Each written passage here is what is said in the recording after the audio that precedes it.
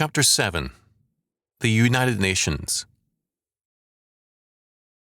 Any discussion of the United Nations is inevitably a religious discussion, for the principles which that organization embodies are not merely political and economic, but also inescapably religious. As a result, an historical study, however valuable in its own sphere, is inappropriate to our concern. The failures of the UN are real, and they are many, but it can perhaps be legitimately argued that, as a young institution, it needs time to mature, and that its errors are the accidents of youth rather than the diseases of old age. The more basic question is this: is it established on a solid foundation, or is it built on sand? Is it a boon to humanity, or a menace? It is thus a matter of principles more than of specific incidents and histories. The religious connotation of the UN is apparent in most discussions thereof. Its opponents attack it as anti-Christian and anti-American, and with no small heat, the proponents of the UN defend it as man's great hope for peace and true social order, and see its critics as wicked, hate-filled heretics whom they denounce with conspicuous heat and hate.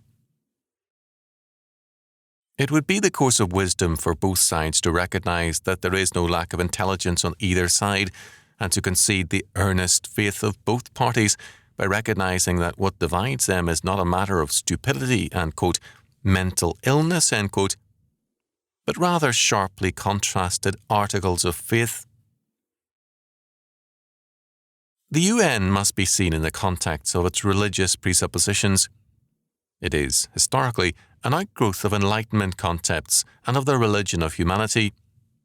First of all, the UN holds as its basic premise a thesis which has a long history in both religion and in politics: the doctrine of salvation by law. It believes that world peace can be attained through world law. In Article 1, Section 2 of Chapter 1, quote, Purposes and Principles, end quote, of the Charter of the United Nations, it is declared that the purpose is, quote, to develop friendly relations among nations based on respect for the principle of equal rights and self-determination of peoples, and to make other appropriate measures to strengthen universal peace. The Charter makes it clear that this purpose, while central, is not the only one. It has, however, received central attention from many proponents. Thus, Eichelberger held in 1955 that, quote, the purpose of the United Nations is the maintenance of peace, end quote. The problem of the UN, he held, is political, that is, methodological, for, quote, the nations can agree upon a foolproof system of disarmament if a political agreement or series of political agreements clears the way, end quote. Quote, universal enforceable disarmament with collective security is the final answer to the threat of atomic destruction, end quote. In other words, remove by force an aspect of man's environment, atomic weapons, and peace will follow. The UN needs to be strengthened to this end, he held, quote, the United Nations is in the shadowy area between an organization of states and a world government, end quote. In 1960, Eichelberger reaffirmed his stand, quote, the purpose of the United Nations is to prevent war, end quote. Its objective, moreover, is to establish an international society to achieve that end, quote. The fundamental question could be stated in another way: is the United Nations the foundation of international policy, or an instrument which nations can use or reject as short-sighted self-interest dictates? An examination of the Charter's preamble, purposes and principles leads to the inescapable conclusion that the framers of the United Nations contemplated a dynamic international society. The world was at war. The peoples of many nations were serving together and making terrible sacrifices to win the war. They believed that with peace would come an international society strong enough to prevent war and build a just international order. The Atlantic Charter expressed this belief. End quote. The responsibilities of this international society must be, quote, planet Earth as a whole, and planet Earth must be a moral and legal entity, end quote. This first premise, salvation by law, is a venerable one with extensive religious support. It is clearly the basic doctrine of Judaism, as it is extensively present in traditional Christianity and in Thomism and Arminianism. It is the dominant doctrine of modernistic social gospel Protestantism. Two aspects of this premise have already become manifest. First, that the hope and salvation of man and of society is through world law, and second, that the essence, or at least the primary factor in peace, is environmental rather than personal. The environment must be altered by the removal of atomic weapons and by the addition of enforceable world law. This is a faith which many who are politically and economically conservative hold, as witness Senator Barry M. Goldwater, who contends that the UN needs redirection, not abolition. The same is true of Felix Morley. This position, however, cannot be consistently held by one who is a conservative or orthodox Christian because of its radical conflict with basic biblical doctrine. For the orthodox Christian, the law cannot save, it can only condemn. The law cannot create true peace and order, it cannot save man and society from the consequences of their sins. Christ alone is the Prince and Principle of peace and of order, man's only Saviour and Mediator.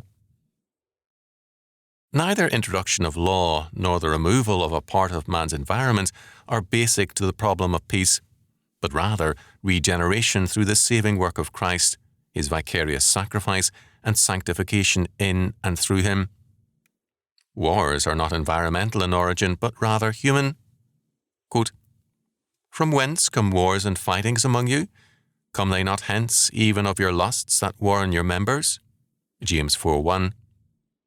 Thus, war is caused by sin, not by environment. Moreover, not all who are involved in war are equally sinners.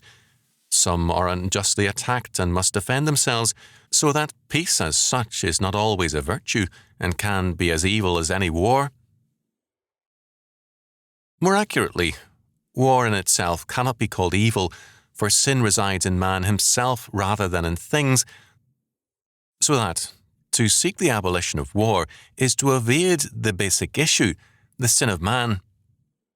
And man's need is regeneration, which is not the function of the state. For the state to presume to save man is for the state to assume the prerogatives of the Church. The preamble of the Charter of the United Nations declares in part, quote, we, the peoples of the United Nations, determined to save succeeding generations from the scourge of war, to unite our strength to maintain international peace and security, and to ensure, by the acceptance of principles and the institution of methods, that armed force shall not be used, save in the common interest, have resolved to combine our efforts to accomplish these aims. End quote. The UN is thus, quote, determined to save, end quote. It is thus possessed with all the sense of inevitability and missionary fervour that any religious group possesses. It deserves to be regarded as a crusading missionary organisation and to be respected for its idealistic faith, but, at the same time, it must be regarded by Orthodox Christians as a false and deadly faith, all the more deceptive because its idealism is premised on an anti-Christian creed. Inescapably, the hostility between the UN with its doctrine of the salvation of man and society by law and Orthodox Christianity is no less intense and bitter now than when the Sanhedrin felt that the future of the people and of their temple required the death of Jesus. John 11:49-52. A second basic premise of the UN is closely related to the first. Believing, as it does, in world peace through world law, it assumes that this world rule of law is necessarily the rule of morality. This illusion has been clearly expressed by Dean Roscoe Pound, quote, "The real foe of absolutism is law," end quote. Yet the, quote, "courts are creatures of the political community," end quote, one advocate of this position affirms. Is absolutism then really the enemy of law? Is not all positivistic law dedicated to absolutism? If no higher law is recognized, and if law is what man says it is not either the law or man absolutized, and in either case the controlling powers invested with total power? John Foster Dulles, in championing the UN, clearly affirmed this same equation of, quote, "agreed law," end quote, and morality. Quote, "It is generally agreed that a stable world order depends most of all upon the existence of an adequate body of international law which can be administered so as to secure justice. There is no such body of law today. Without it, certain other steps cannot be taken. It is not safe to give coercive power to the Security Council or to any other international body unless that body is bound to administer agreed law. Without law, power is despotism. We ought not to try to impose international despotism upon others, neither should we consent to have it imposed upon ourselves." End quote. But the USSR embodies despotism, and yet it has an agreed law. It is, moreover, democratic in structure. According to the chairman of the USSR Supreme Court, quote, "In the USSR, justice is administered only by the courts, and all citizens are equal before the law and the court, irrespective of social or property status, office, nationality, race, or religion. All courts in the USSR are elective. Every citizen of the USSR who enjoys the right of suffrage is eligible for election as judge or people's assessor. There is no property or other qualification. All that is required is that the candidate shall have attained the age of 25. End quote. The Soviet Constitution affirms the rule of law, of Soviet law, from whence comes all true power and law.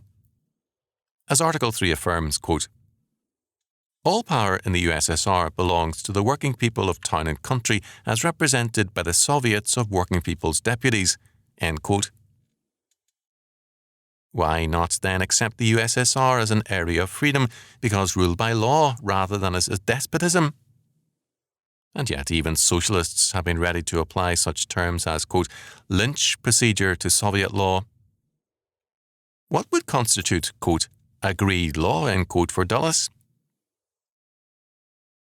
Soviet scholars believe their society to be more truly concerned with the individual and with true humanism than, quote, "anti-humanist monopoly capitalism," end quote. Dulles, as an earnest and even sanctimonious champion of modernist Christianity, had much to say about the righteous foundations of peace. Dulles defined the basis of law, quote, "Fundamentally, world peace depends upon world law, and world law depends upon a consensus of world opinion as to what is right and what is just. If there is wide disagreement about what is right and just, there will always be risk of war. Human nature is such that men always have believed, and I trust always will believe, as President Wilson put it in his war message to Congress, quote, "The right is more precious than peace." Experience in the United Nations shows that there is considerable agreement about what is right. That is particularly true between those who are influenced by one or another of the great religions. All the great religions affect to some degree the moral or natural law, and that makes it possible to find many common denominators of right and wrong. The great difficulty today is that the communist rulers, who control so much of the world, are animated by an atheistic creed which denies the existence of a moral law or a natural law. To them, laws do not reflect justice, but are ways whereby those in power win their class war. For their belief and ours, it is impossible to find a common denominator. They do, however, pay attention to other people's sense of right and justice because that affects what they will do and how they will act in any given situation. This is always of interest, even to despots." End quote. 3 points are here apparent. First, Dulles, holding that, quote, "world peace depends upon world law," end quote, grounds that world law on no more than, quote, "a consensus of world opinion as to what is right and what is just," end quote. This consensus includes what the great religions have to say, and if there be, quote, "wide disagreement," end quote, then, quote, "there will always be a risk of war," end quote. Dulles's foundation is thus purely immanent, a consensus or general will, and because agreement is so important, it is logical to urge the world religions to suppress their differences, or at the least to make them unessential to their position. Second, Dulles made the very questionable assumption that all, quote, "great religions," end quote, are extensively agreed, quote, "about what is right," end quote. Orthodox Christianity would not accept this assumption. Third, Dulles held that, because communism is atheistic, quote, "it is impossible to find a common denominator," end quote, with respect to, quote, "a moral law or a natural law," end quote.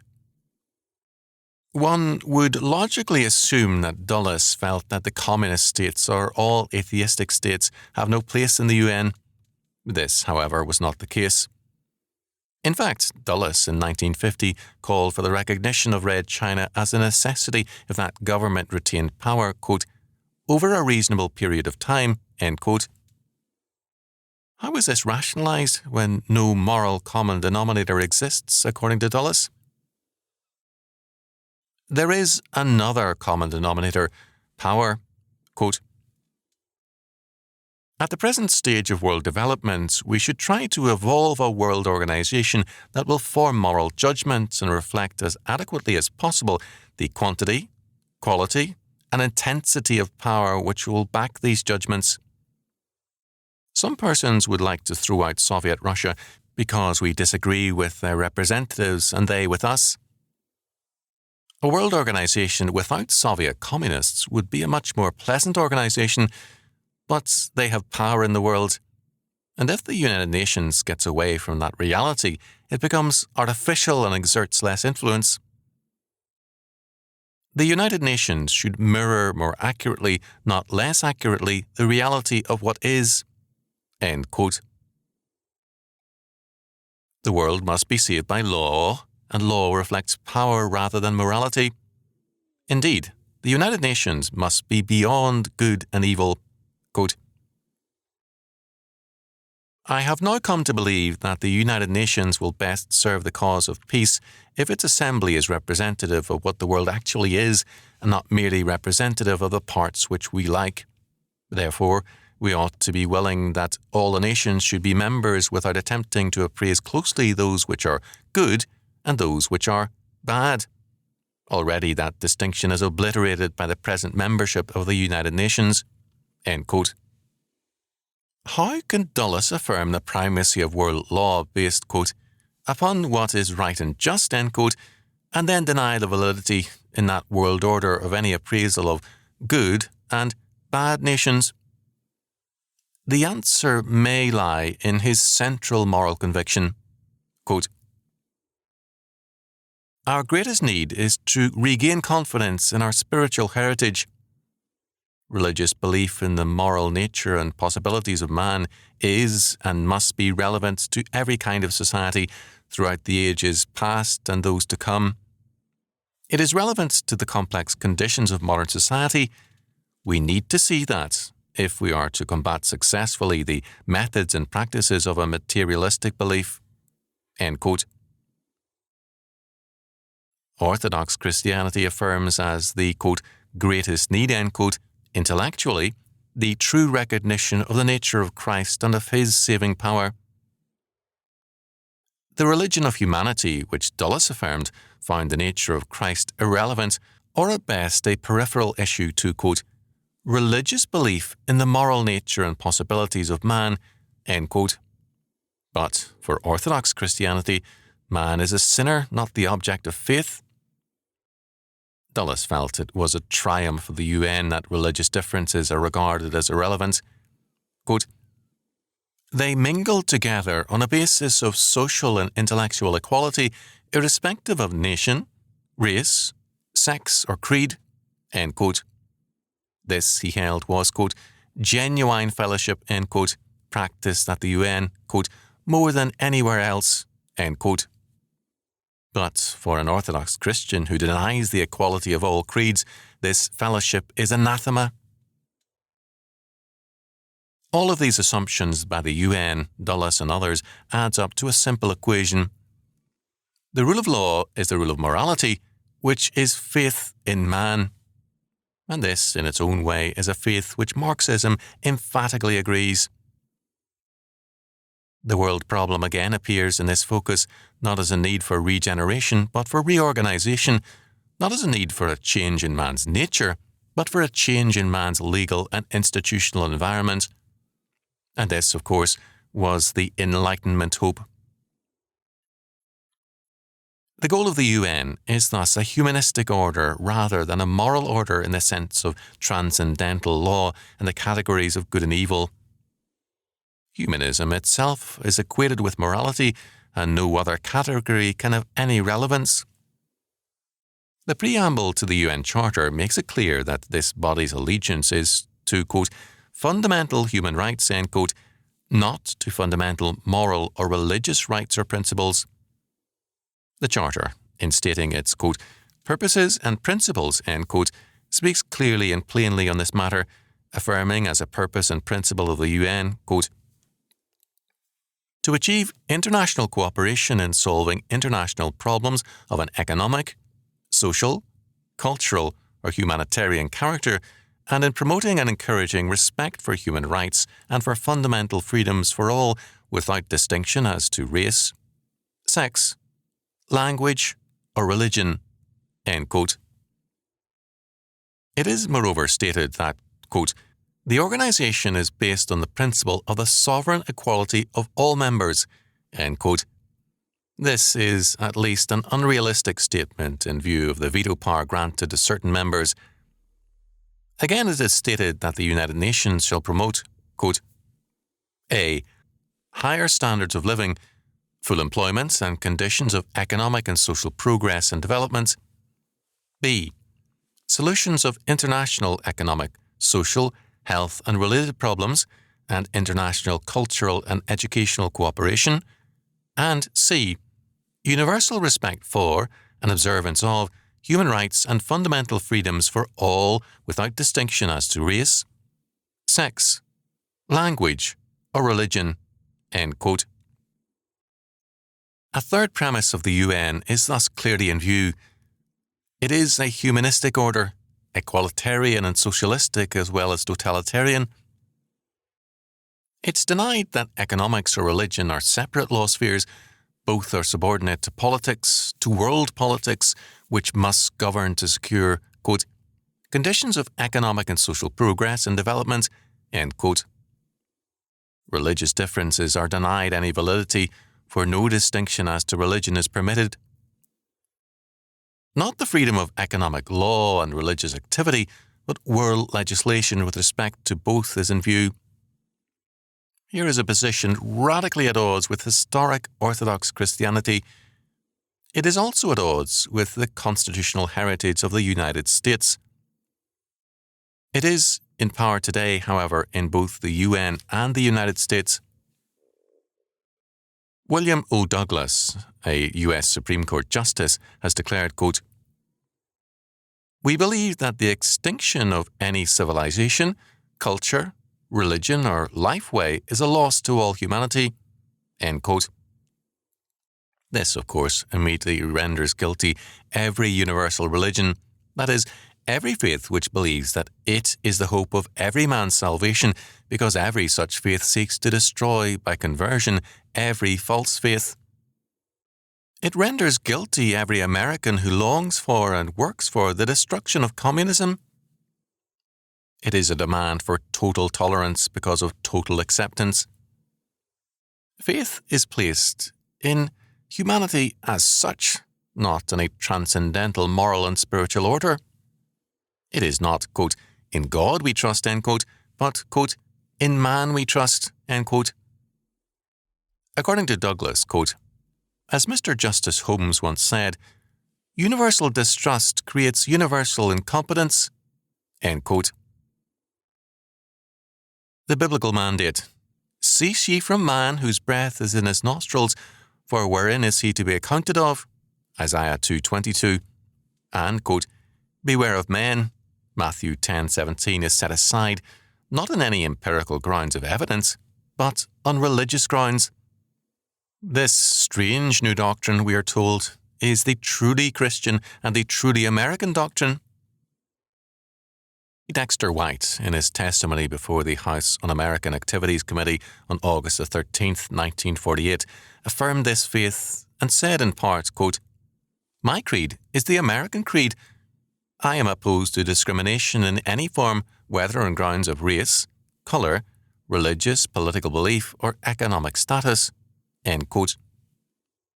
According to this position, there can logically be no discrimination against religious polygamy or cannibalism, or against communism.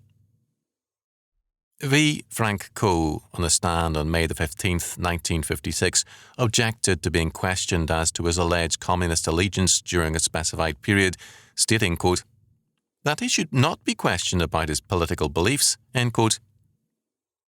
The logic of this is that there can be no challenge to what the humanistic world powers declare to be the status quo. As Lenny Bruce has stated it, quote, the religious leaders are, quote, what should be, end quote. Let me tell you the truth.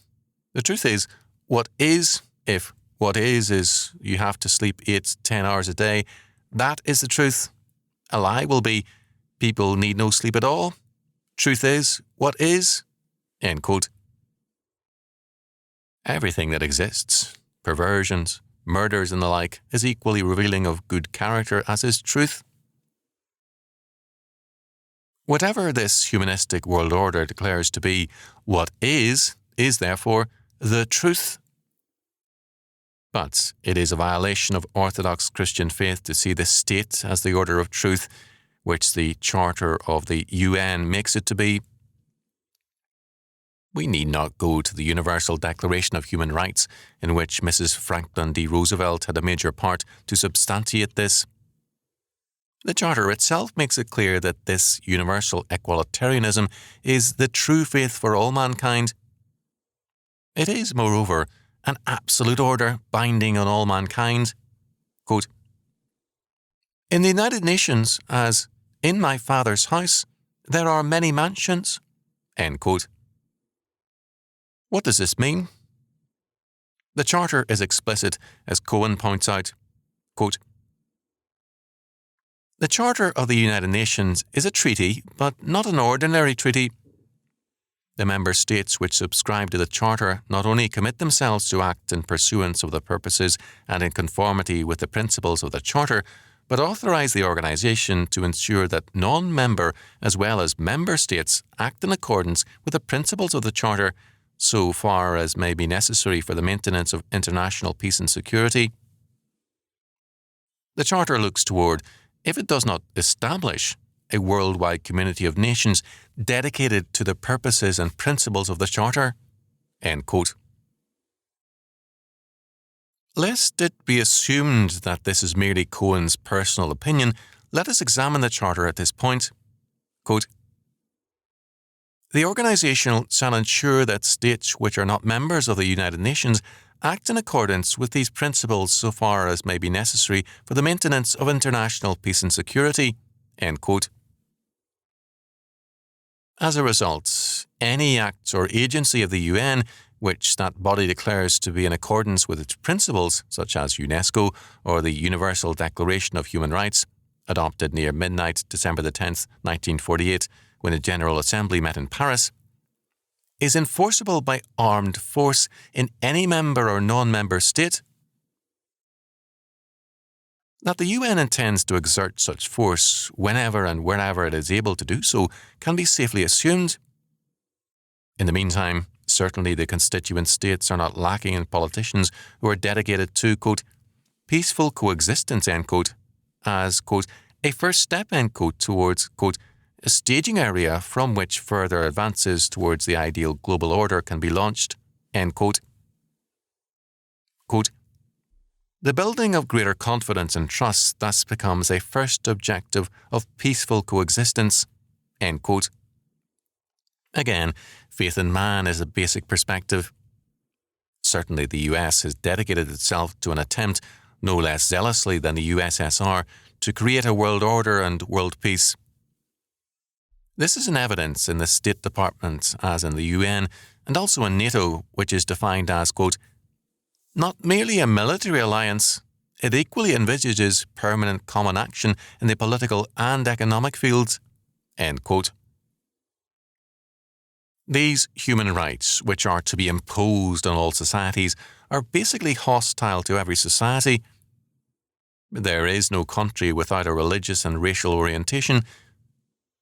In the USSR, the old Christian faith maintains its vitality underground. Each Soviet republic is outwardly governed by men of its own racial origin. Thus, quote, in the Lithuanian Republic, 90.6% of the judges are Lithuanians, and in the Armenian SSR, 95% are Armenian, end quote. Indeed, accusations of anti-Semitism are levelled against the USSR, with Julius Jacobson charging that a high percentage of criminal executions involve Jews. Others, like Bishop James A. Pike, have stated the reverse, namely that the, quote, Russians extend the melting pot idea to the point of persecution. In Russia, they say one can't be different.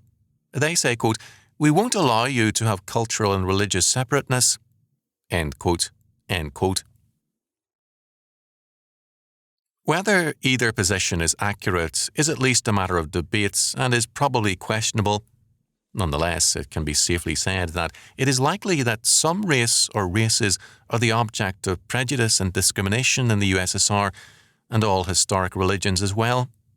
Certainly, India discriminates against races and faiths alien to itself, as do Israel, Yemen, Ghana, and virtually every state in existence. Each properly represents the order of a particular people and a general or specific faith. The UN Charter gives grounds for the interference of that body into every national and religious state in existence in the name of total equality. The UN position, ostensibly anti-racist, is no less racist than the most fervent champions of race in history. Indeed, the liberal religion of humanity faith is simply a form of racism. There are two kinds of racism today. For the first, to belong to a particular race, white or black, Jewish or Arab, is all important. Membership in a particular group is itself the mark of distinction and discrimination and constitutes the dividing line. For the second form of racism, to belong to the human race is all important. For both positions, racial membership is the test, the ticket of admission, and the guarantee of status. Against this expanded or liberal form of racism, as against all forms of racism, Orthodox Christianity enters a descent. For the Christian character born of faith is the test of man, not a particular race or the human race. Racial differences are recognized as real and as God-given, but the determinative fact concerning man is his relationship to God, not the fact of his humanity. This is a biblical position. It is also the position which makes for progress by emphasizing quality. Quality is sought out and emulated. A people discriminated against at one time by emulation advance themselves, as witnessed the Irish in America. Therefore, in no uncertain terms, the Orthodox Christian must regard the universal racism of the UN as a menace, destructive of the Christian faith and detrimental to man. The humanism of the UN, as has already been indicated, rests on a religious doctrine of man, the fourth premise of its position. Because man must be trusted, and because humanity as such is its standard apart from all distinctions of race or creed, idealism is held to be workable. All men, insofar as they are divorced from the alienating faiths of nationalism and supernatural religion, are assumed to seek peace and to desire it. Man is good except when perverted by limited allegiances of country and faith. But idealism is one of the worst enemies of Orthodox Christianity in that it denies the doctrine of original sin and asserts that man's works and law can overcome the effects of sin and sin itself. It assumes that men's motives are good. They seek peace and progress when not perverted by outside influences. But Orthodox Christianity says that men seek death and destruction apart from Christ. Quote, "All they that hate me love death," Proverbs 8:36. The idealism of unregenerate man is self-defeating and self-deceiving. But the presupposition that man can save himself and his society by his own works and law rests not only on the assumption that man's basic problems are environmental rather than ethical and religious, that is, due to a fallen nature, but also on the assumption that all human differences are of degree only and not of kind. Hence, they can be remedied or reconciled by man. Man must therefore seek relief, not from God, but from himself, magnified into the form of a world state. Christianity, by its insistence on the sovereignty of God and salvation, as in all things, cannot give assent to this faith. But in this perspective of the religion of humanity as incarnated in the UN, the human problem is one of proper management and direction rather than a change of nature. What man needs is not the divine act, but human engineering and planning. By its failure to reckon with the fact of sin as the reality of human nature rather than an accident of the environment and training, the UN is not only incompetent to deal with sin, but also especially prone to it. No legislative body is immune from the fact of sin. Every kind of institution, civil, religious, educational or otherwise, with any history of any length, has been characterized at some time or other by corrupt practices, including graft and bribery. But in those bodies where a strong and active Christian faith prevails, that faith conditions and governs the limits of corruption, although it does not expect perfection this side of heaven. In the UN, which lacks Christian faith and subscribes to an idealistic humanism, there is no such limitation. The voting is almost strictly in terms of the most corrupt kind of power politics and bribery. By failing to reckon with the fact of sin, the UN falls into the same fallacy as Marxism, that of seeing the backward peoples not simply as backward because of false faith and bad character, but as victimized. The consequences of this position are favoritism for the backward and the delinquent, as well as the criminal, and the penalization of the advanced. Quote, "Burden sharing," end quote, is imposed on the advanced in the form of extensive grants and aid to other nations. These nations are not termed backward or degenerate, but rather, quote, "the less developed members," end quote. Progress is seen as an accident of environment and opportunity, not as a consequence of religious character. It is possible to cite at length the political consequences of the false premises of the UN. A few will suffice. The Charter provides for centralization of power and vastly expands the powers of the state. Its officials are appointed. Property rights and trial by jury are omitted from the Charter. The US Constitution, in contrast, both separates and limits the powers and the branches of the federal government. It provides for elected officials, protects property rights, and protects the right of trial by jury. The Constitution denies to the federal union any jurisdiction over religion, the Charter forbids all religious distinctions, which is tantamount to abolishing all religions save the religion of humanity. Established to keep the peace, it has failed to keep the peace. While talking much of human rights, as in the Covenant on Human Rights, it's good. Every statement of right places in government's hands unlimited authority to define the right and to restrict every exercise of it. End quote. It has consistently been a threat to historic liberties. The UN has been characterized in its brief history by one sorry scandal after another and one failure after another. The Bang Jensen case, Hungary, Tibet, Palestine, Goa, the Congo, Angola, and many, many more. The UN believes in salvation by law, but in no historic sense does it have law. The two central definitions of law are 1. The binding custom or practice of a community, and 2. The commandments or revelations of God. The UN has no community of law nor any revealed religious basis. As a result, its decisions, as well as those of the World Court, are bound to be an injustice to most men. Law, however, can also be the rule of conduct and action prescribed and enforced by a supreme governing authority. Such law from early times has been called tyranny. Thus, the laws of the UN, however well-intentioned, and the decisions of the World Court, however much informed by a zeal for humanity, are inescapably a tyranny to most men. To impose the laws of Islam upon a Jain and a Christian is surely tyranny, even as the imposition of Jewish law upon a Muslim would be. Law can be as much an instrument of invasion and tyranny as can bayonets. Alien laws strike at the heart of a culture and its vitals. In the name of defending all cultures, the UN is a new humanistic culture aimed at destroying all others by means of the imperialism of world law and a world police. It's not surprising that the UN is unpopular with many, and this distaste for the UN is no doubt an important factor in the financial delinquency of many members with respect to Jews.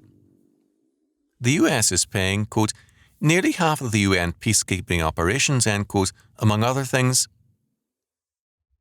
While weak in many areas, the UN is clearly strong in the support it gains from certain religious circles, especially where the religion of humanity is clearly in view. During World War I, the European World Conscience Society distributed to the clergy in the English-speaking world a book dedicated to affirming, quote, the spiritual unity of man, end quote, as a scientific fact, quote, proclaiming his social unity, end quote, and, quote, preaching the gospel of political unity, end quote.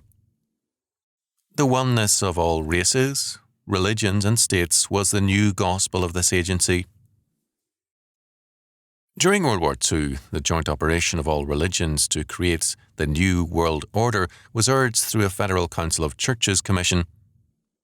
Everett R. Clenchey urged, quote, let Protestants, Catholics and Jews and those of other religious faith live to prove that men can together build the natural world without and the intellectual and moral world within, so that the united peoples of the world shall create a prosperity, as Lincoln suggested, whose course shall be forward, and which, as long as the earth endures, shall never pass away. End quote. The National Council of Churches has repeatedly called for support of the UN. In its 1963 Philadelphia Assembly message, after calling for, quote, racial brotherhood and justice, end quote, the, quote, National Council's message to the churches, end quote, went on to say, in terminology common to the religion of humanity, quote, as churches, we must actively support the United Nations and adequate aid for developing nations.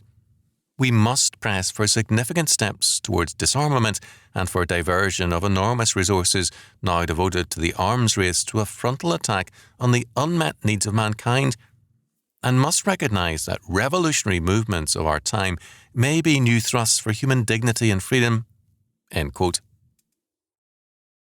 These general terms could serve to give dignity to any revolutionary movement, for what movement does not claim to seek, quote, human dignity and freedom, end quote.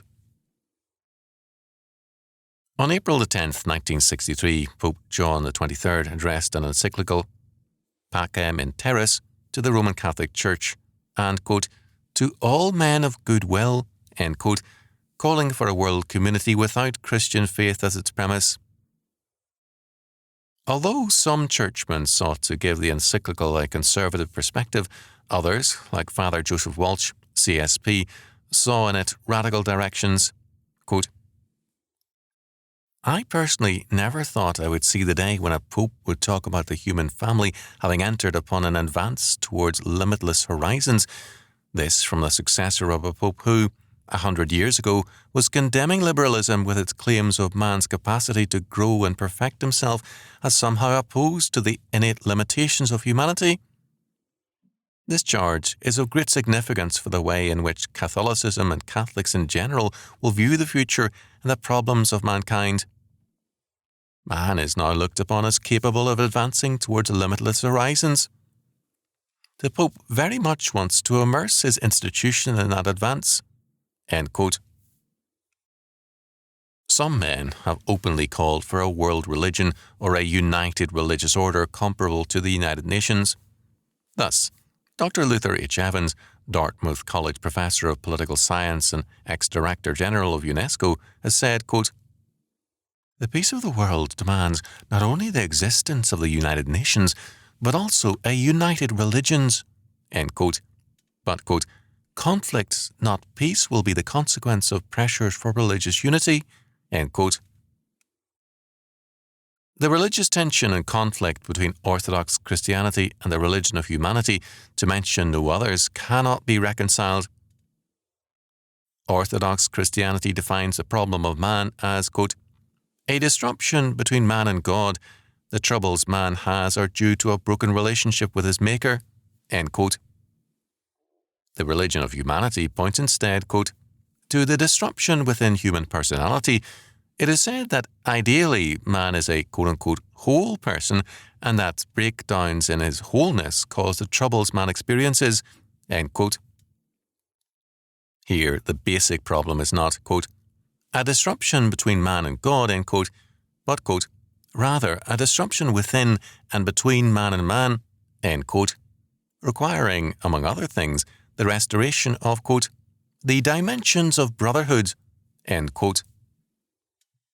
Dr. Franklin Littell has stated that the aim of the faith is, quote, the renewal of the social structure, not the saving of individual souls, end quote, for, quote, God wants to restore responsibility to a rebellious and broken social order, end quote. This is a revolutionary, messianic, and anti-historical religious faith, for its goal is the end of history in the perfect social order. As one man has stated it, quote, the realm of childhood is, by nature, a real democracy. Children do not know the past, they live in the present, they have no anguish for the future, end quote. Not only must all men and religions be equal, but apparently all times and ages as well. Certainly, this faith offers an easy equalization of all standards. When the Reverend Adam Clayton Powell, Negro congressman and civil rights leader, was criticized for his moral conduct, his answer was forthright and rigorously honest. Quote, I know what they're saying. You should be better than other people because you might embarrass the civil rights struggle. Why should I be better than other people? Hell, man, I'm fighting for equality. End quote.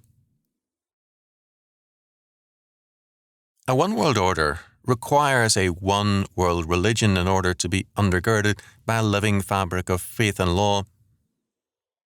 The issue will be joined, accordingly, in the arena of Christian faith rather than in political action, for the dynamics of action are in the realm of faith. For the one-world order to advance, it must wage war against religion and against Orthodox Christianity in particular. There is thus no escaping the fact of religious warfare. Those who refuse to offer incense to the new Caesars will face both hostility and persecution, but even more certainly, they will have from their faith the assurance of victory. 1 John 5, 4 and 5.